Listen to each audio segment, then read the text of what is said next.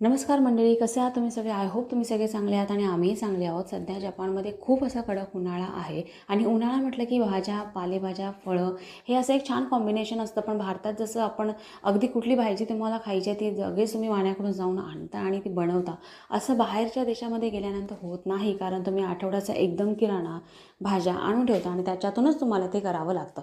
So मला बऱ्याच दिवसांपासून ड्रमस्टिक खायची म्हणजेच आपली शेवग्याची शेंग खाण्याची खूप इच्छा होत होती. सो आम्ही बघितलं पण आम्हाला मार्केटमध्ये अवेलेबल नाही मिळाली. सो आम्ही नंतर या फ्रोझन या ऑप्शनकडे मूव्ह झालो.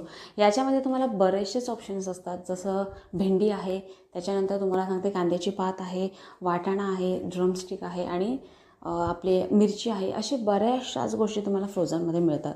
सो आता काय, फ्रेश नाही तर ताज्या भाज्या नाही तर नाही, चला फ्रोझनची भाजी करायचा आज प्लॅन केलेला आहे. सो तुम्हाला ही माहिती कशी वाटली मला कॉमेंट करून नक्की सांगा. व्हिडिओला लाईक करा आणि माझ्या चॅनेलला सबस्क्राईब करायला विसरू नका. धन्यवाद.